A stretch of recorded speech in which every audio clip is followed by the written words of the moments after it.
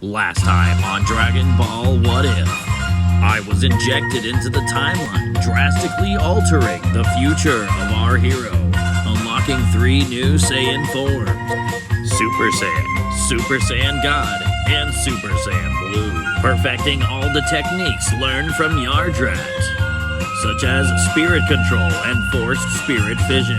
How will these changes affect the canonical timeline? What will be done about the evil in the Saiyan's heart? Will Goku be forced to kill his brother?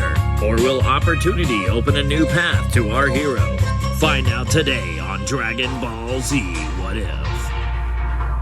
If you haven't already subscribed, do so now. And if you're enjoying this Dragon Ball Z content, make sure to smash that like button and share the video as much as possible. And let me know down in the comments what you thought about this episode and what you think might happen next. Our story continues with me pondering what I should do next. Knowing Raditz will soon be here and what happens in the canonical timeline, I search my heart for answers. Just then, I'm given an idea. That's it, my heart, his heart. I need the ability to change the hearts of those around me. For simplicity, we'll call this ability the Change of Heart. So I make my way to Kami's lookout and summon the dragon. I then wish for the Change of Heart ability in order to purge the evil from the hearts of all those I come in contact with. By this time, Raditz has already touched down on the planet and is about to kill an innocent farmer, kidnap his nephew, and beat up Krillin at Kami House. However, I'm not gonna let this happen. I use the Kai ability to go directly to Raditz, stopping the bullet from killing the farmer. Then before Raditz can even blink, I put my hand on his shoulder and Kai him to Master Roshi's island, where Goku and Gohan, Master Roshi, Krillin, and Bulma are all awaiting his arrival. Shocked to see Goku has a child with him, they're even more shocked to find out that it's his son.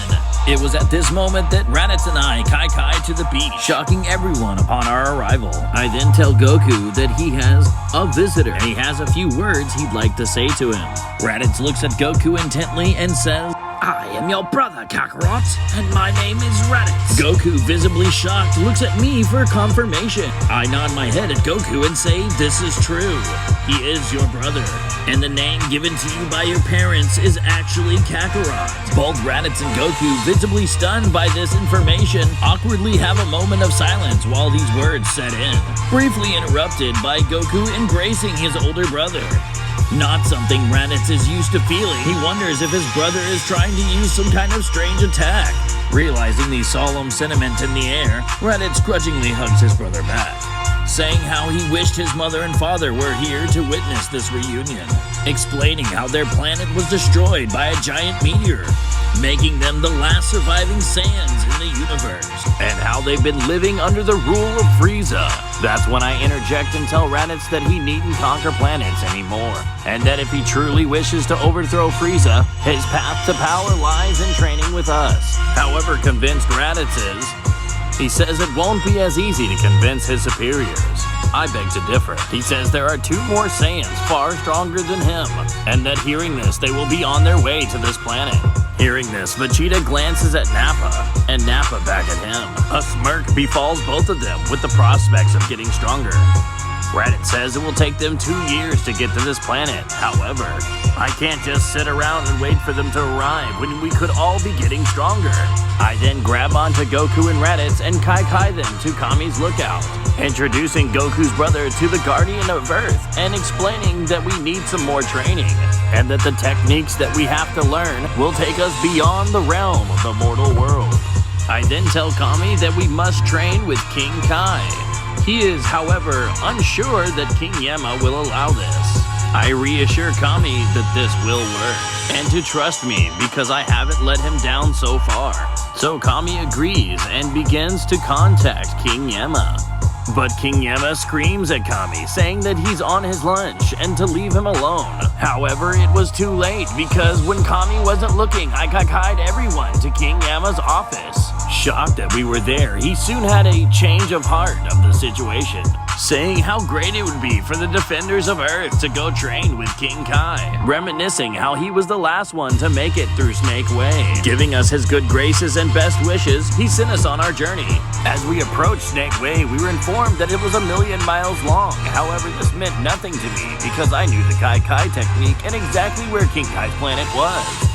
Transporting everybody to King Kai's planet, they instantly feel the difference in gravity, Goku stating how much heavier his body feels, while Raditz merely reminisced how much it feels like his home planet Vegeta.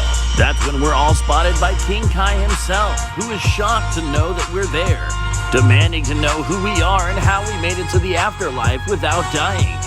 As I explain our presence to King Kai, I slowly walk towards him to place a hand on his shoulder, giving him a change of heart in the situation.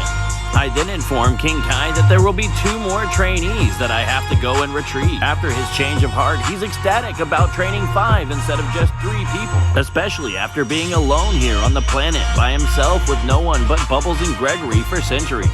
He revels in the idea and demands I go get the other 2 trainees so that they can start right away. I then apologize to King Kai and Kai myself to Nappa and Vegeta. By this point in the canonical timeline, they would have heard about the Dragon Balls and wished to seek immortality for themselves. However, due to the fact they were listening in the whole time, they are intrigued by the prospect of gaining more strength and already chose to go along with our little journey. However, they were unprepared to see me instantly teleport directly in front of them. I immediately ask, do you wish to grow stronger? Do you wish to overthrow the tyranny of Frieza? Looking directly at Vegeta and saying, do you wish to reclaim your birthright as the Prince of all Saiyans? Nappa scoffs and says, how's a weakling like you gonna help us get stronger? Vegeta also scoffs, but is curious to learn how I know who he is.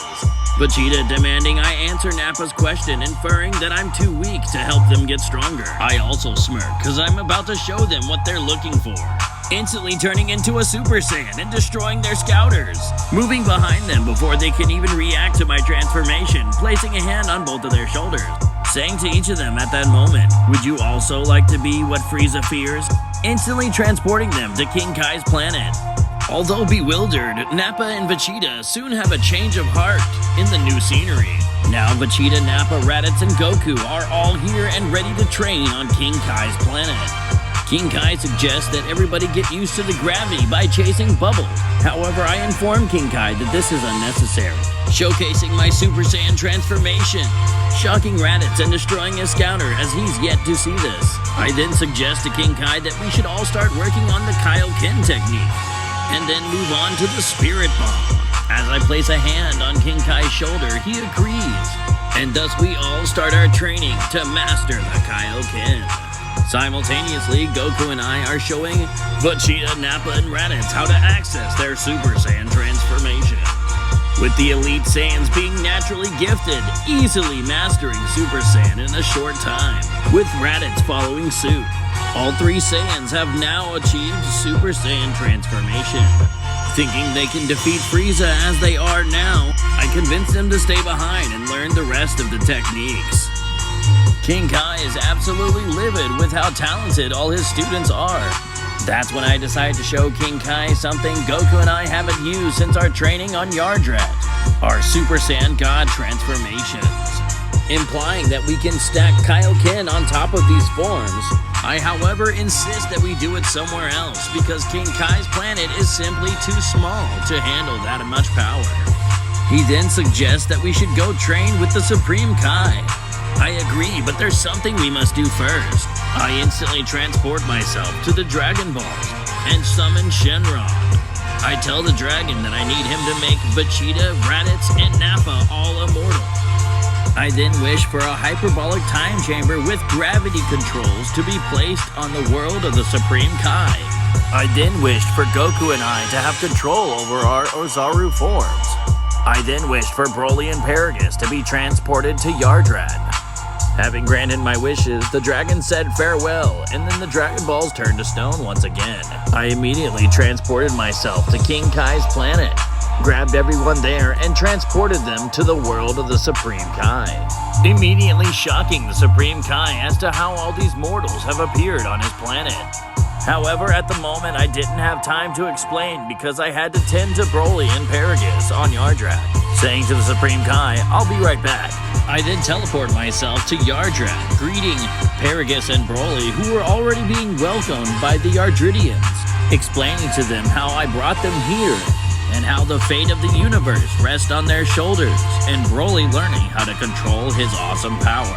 Paragus shouting back at me, "Who are you to give us orders?" So I turned Super Saiyan Blue and tapped them each on the shoulder and said, "I'm just somebody who wants you to get stronger," instantly giving them both a change of heart. Immediately transporting myself back to the world of the Supreme Kais in order to apologize and explain our presence. After this, I teleport to the Z-Sword, pulling it out of the ground with ease, and then teleport back to the Supreme Kai, to his amazement holding the Z-Sword within my hands. He steps back in shock and amazement, saying, "The Z-Sword. He's wielding the Z-Sword." I then grab the tip of the blade with one hand, holding the hilt with the other, and then snap the blade over my knee, shocking the Supreme Kai even further, saying, "You just broke the Z-Sword." Just then, a confused-looking Elder Kai appears. I soon cut to the chase by explaining to the Elder Kai I need him to unlock all of our potential, and that's why I freed him from the Z-Sword. I then take them all to the hyperbolic time chamber I had wished for with the Dragon Balls. One by one, the Supreme Kai unlocks all of our potential. After that, we bump the gravity in the hyperbolic time chamber up to 50 times normal gravity.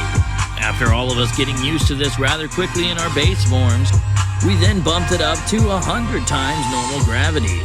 After 2 days, we decide to double this to go to 200 times normal gravity. Prince Vegeta, thinking this wasn't enough, suggested 500 times normal gravity, to which I obliged.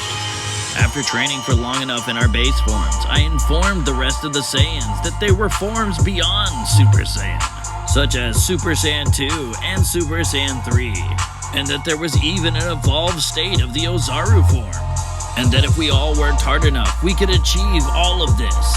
I then informed them about the gods of destruction and the angels that reside over them. I even told them about the Grand Priest, who was the father of all the angels, and even Zeno, who had the power to wipe out all the universes at once with a single flick of a wrist. After explaining all this, they started to understand why I was doing the things that I have done. I even told Raditz, Vegeta, and Nappa how they're immortal now. They all became grateful and wished to learn more of what I knew. And thus began our 5 years of training. Meanwhile, Frieza heard of Vegeta and Nappa's defection by hearing my conversation I had with them through the scouters they wore before I turned Super Saiyan. Knowing that the Saiyans will probably team up and prove troublesome, this worried the Emperor, causing him to do something he'd never done before, train. And thus the Emperor set out to increase his power. King Kai, sensing this, would attempt to contact us, but could not reach us because we were inside the hyperbolic time chamber, which is a pocket dimension. Worried, King Kai would attempt to contact the Supreme Kai, who would immediately alleviate his concerns, stating that all the Saiyans were in the hyperbolic time chamber and have been in there for 5 days, and should be emerging any moment now. As the Supreme Kai said this, behind him, the Saiyans and I emerged from the hyperbolic time chamber with newfound strength, shocking the Supreme Kai once more with our amazing overflowing power. I then stated that with our strength now, not even Beerus should be able to stop us, and that we all should head back to Earth in order to enjoy some well-deserved R&R. I then transported everyone back to the planet Earth, directly to Kami's lookout. To my surprise, Piccolo was already there and had begun training with Kami ever since we left. Sensing the increase in all of our power, I convinced Kami and Piccolo that they should go inside the hyperbolic time chamber to train for a few days in order to close the gap, alleviating Kami's concerns with the planet, telling him that we can protect it while he's gone. And so, without a second word, Kami and Piccolo entered the time chamber in order to train for a few days. That's when Mr. Popo came out and said, "Hi, who's a hungry bunch of Saiyans?"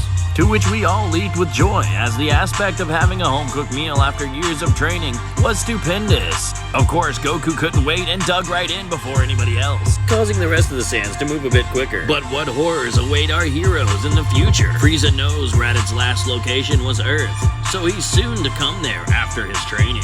What fruits will Frieza's training yield? Will our heroes be able to stop the mighty Emperor Frieza? Or will Frieza's training give him a power that proves too much for our grand heroes? Will Frieza do what he did in the canonical timeline? Or will he master his new form, relieving himself of the stamina drain? And what about Frieza's brother Cooler, or his father King Cold? Will their family band together and train to defeat the Saiyans? What will come of the training Broly and Paragus receive on Yardrat? Will Broly be able to control his ever-expanding power and his unrelenting rage? Will Paragus ever be able to forgive the Vegeta family? Or will he have to have a change of heart? What will happen during the Frieza saga? Find out on the next Dragon Ball Z. And remember, share this video as much as you can, because Popo is watching. Popo is always watching.